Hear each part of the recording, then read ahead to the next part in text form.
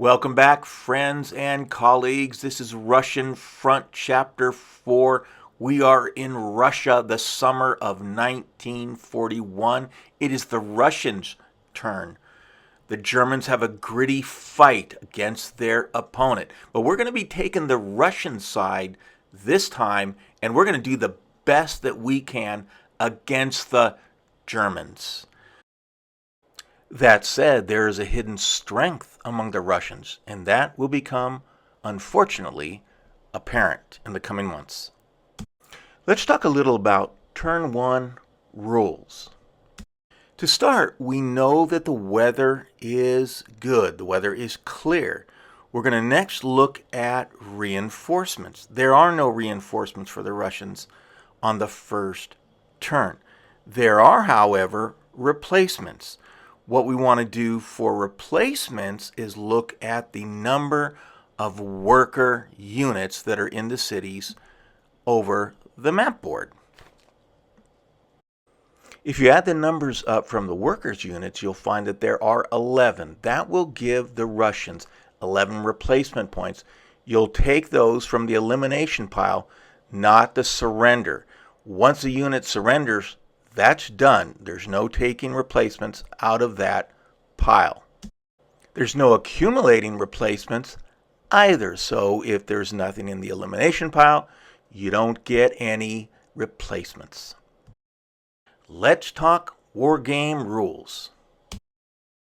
Railway movements are made at the beginning of the first impulse.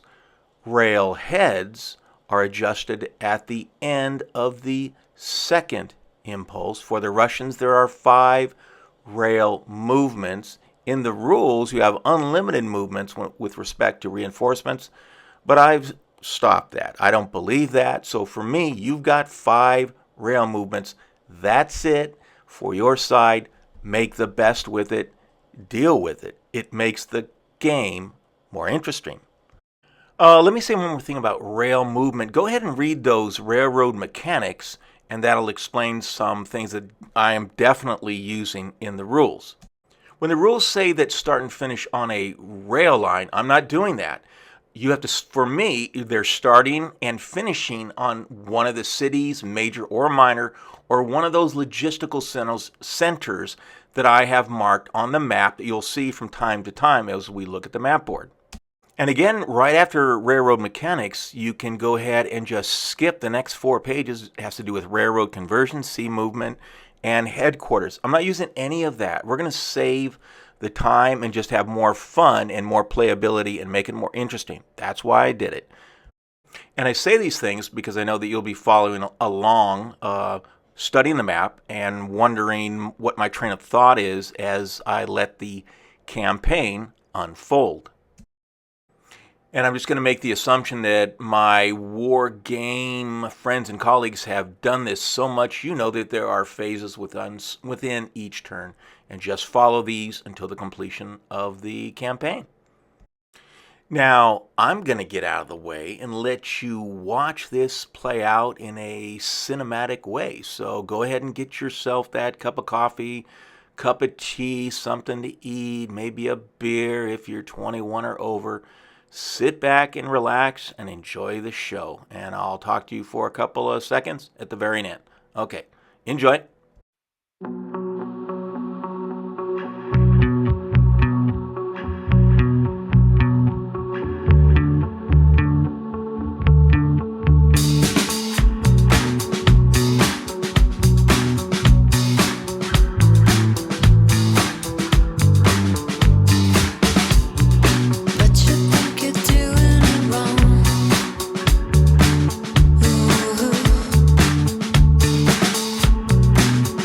Pressure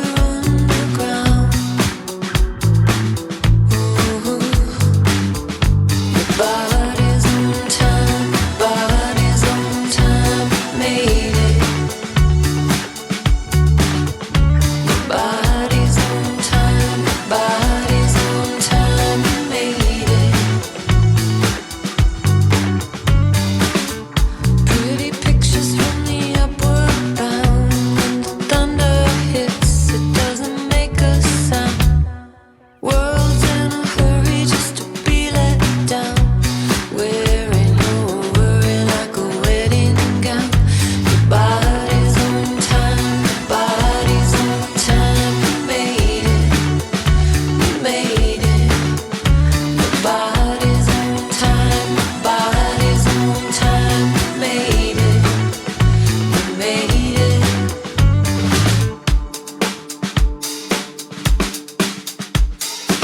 Be clean and neat and be on time.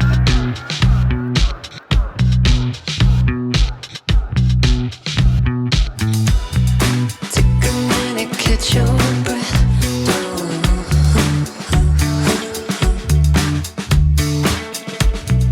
Take a minute, pass your test.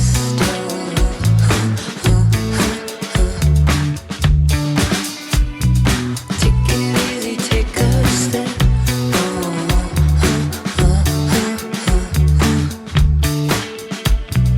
Take a seat and be my guest.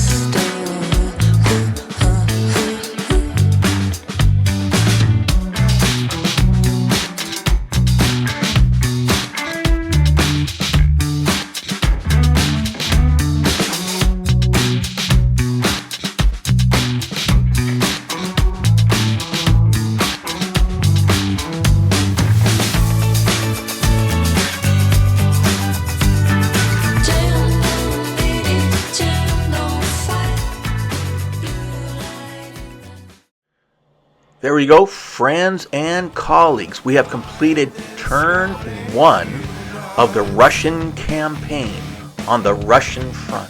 On the Eastern Front, we'll go ahead and take a look at this map and look at the outcome from the initial fighting. As you can see, that isolated Russian army will be lost. It is isolated and out of supply. At this point, the Russians are reeling from heavy fighting and heavy losses. They are trying to construct a battle plan, something that will stop the German forces. That said, the best Russian strategy is to execute a fighting withdrawal until they can build up the forces necessary for a counterattack. That's all I have for now. Don't forget to check out my book on Amazon.com, and I'll see you back here for Chapter 5 of the Russian Front. Have a great day.